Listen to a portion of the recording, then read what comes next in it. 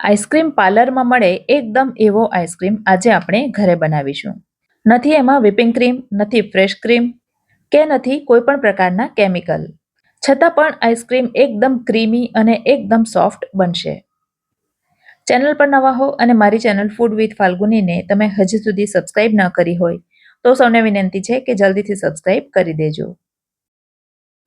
Ice cream બનાવવા માટે મેં અહીં એક જાડા તળિયાવાળી કઢાઈ લઈ લીધી છે અને એમાં 1.5 લીટર જેટલું દૂધ લીધું છે.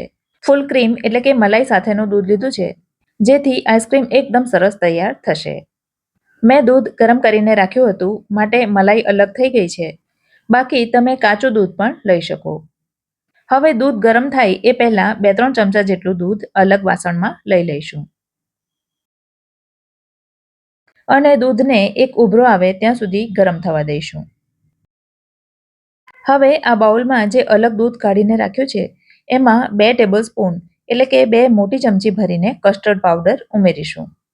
કસ્ટર્ડ પાવડર ઠંડા દૂધમાં ઉમેરવાનો, જેથી એ દૂધમાં એકદમ સરસ રીતે મિક્સ થઈ જશે. કસ્ટર્ડ પાવડર જો તમારે ન લેવો હોય તો એના બદલે કોર્નફ્લોર પણ લઈ શકો છો. હવે અહીં મેં લીધી છે 3 બ્રેડની સ્લાઇસ. તમે કરતા હશો કે રેસીપી ચેન્જ થઈ ગઈ કે શું? પણ ના ફ્રેન્ડ્સ, આ બ્રેડની મદદથી જ આજે આપણે આઈસ્ક્રીમ બનાવીશું. બ્રેડનો ઉપયોગ કરતા પહેલા એની કિનારીઓ કાઢી નાખીશું. આ તરફ દૂધમાં એક ઉભરો આવી ગયો છે, તો ગેસને બંધ નથી કરવાનો, ગેસની આંચ ધીમી કરી દઈશું અને હવે એમાં ખાંડ ઉમેરીશું. તો 1/4 કપ દૂધની સામે અહીં મેં 1/4 કપ ખાંડ લીધી છે અને એમાંથી 1/4 કપ જેટલી ખાંડ બચાવીને રાખીશું, જેનો આપણે પાછળથી ઉપયોગ કરીશું. હવે ખાંડને ઉકળતા દૂધમાં સરસ રીતે પીગાળવાની છે. ખાંડ સરસ પીગળી જાય એટલે જે કસ્ટર્ડ પાવડરવાળું આપણે દૂધ તૈયાર કર્યું છે એ બધું અંદર ઉમેરી દઈશું.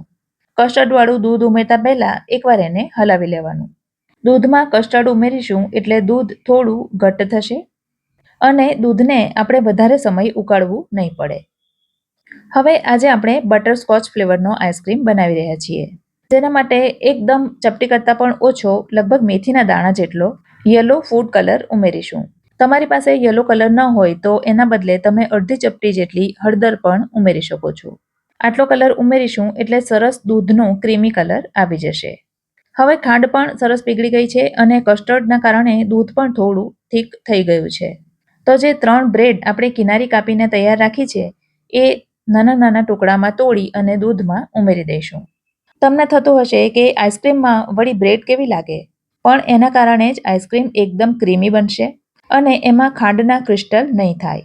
અને હા, આઈસ્ક્રીમમાં બ્રેડનો કોઈ ફ્લેવર કે ટેસ્ટ જરા પણ આવશે નહીં અને આઈસ્ક્રીમ એકદમ બહાર જેવો જ ટેસ્ટી બનશે. હવે આ દૂધને 5 થી 7 મિનિટ સુધી ઉકાળવાનું છે, અથવા તો દૂધ થોડું જાડું થઈ જાય ત્યાં સુધી એને ઉકાળવાનું છે. કઢાઈમાં સાઈડ ઉપર જે મલાઈ જામી હોય એને ચમચા વડે સ્ક્રેપ કરતા જવાનું.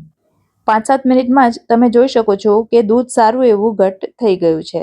તો આ પ્રકારની ગરમ દૂધની રબડી જેવી કન્સિસ્ટન્સી આવે એટલે હવે આપણે ગેસને બંધ કરી દઈશું અને દૂધને ઠંડુ થવા દઈશું.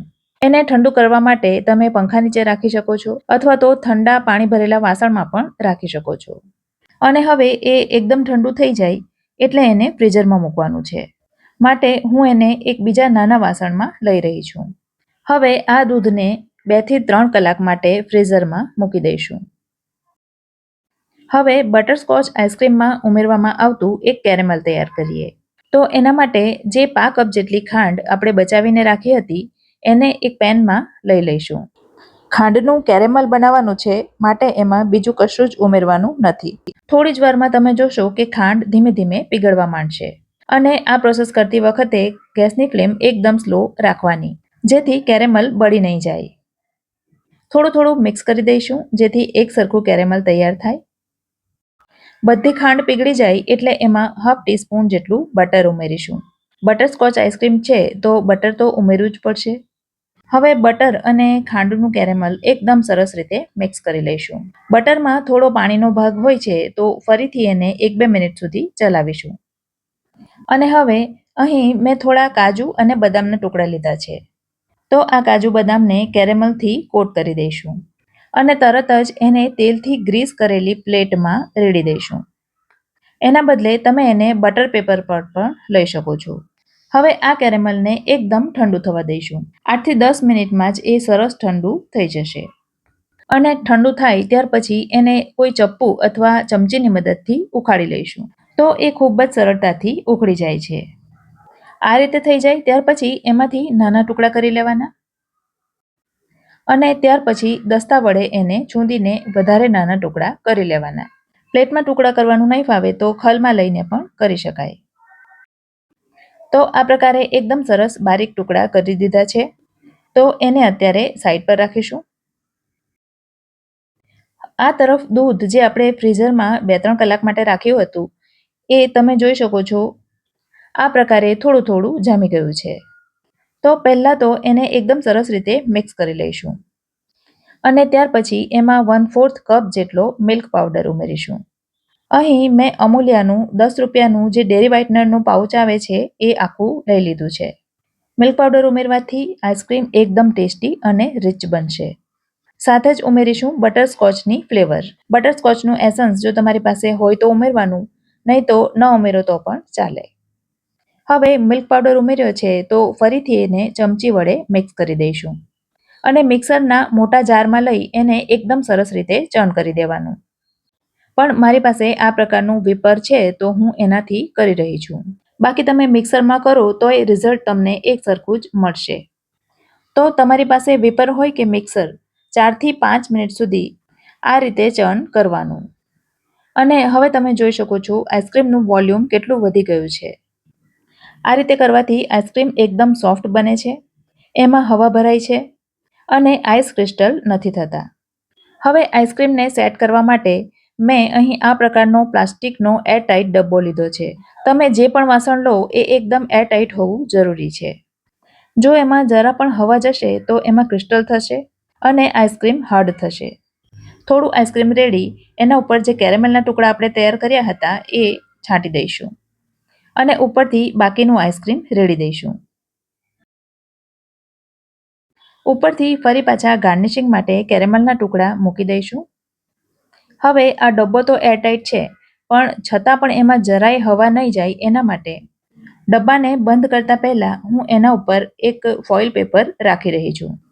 ફોઇલ પેપર ન હોય તો એના બદલે તમે પ્લાસ્ટિકની બેગ પણ લઈ શકો. અને હવે આ ડબ્બાનું ઢાંકણ એકદમ ટાઈટ રીતે બંધ કરી દઈશું અને ફ્રીઝરમાં લગભગ 10 થી 12 કલાક માટે મૂકી દઈશું.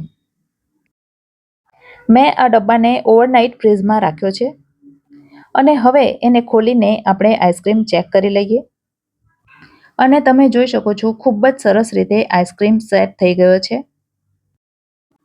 હવે આઈસ્ક્રીમ સ્કૂપની મદદથી એને બહાર કાઢીશું. તમારી પાસે આઈસ્ક્રીમ સ્કૂપ ન હોય તો તમે દાળની કળછી પણ લઈ શકો. તો એકદમ ઠંડો ઠંડો અને સુપર ટેસ્ટી બટરસ્કોચ આઈસ્ક્રીમ બનીને તૈયાર છે. ઉપરથી કેરેમલના ટુકડા ભભરાવી ગાર્નિશ કરીશું. રેસીપી ગમી હોય તો વિડીયોને લાઇક કરજો અને તમારા સર્કલમાં શેર કરજો.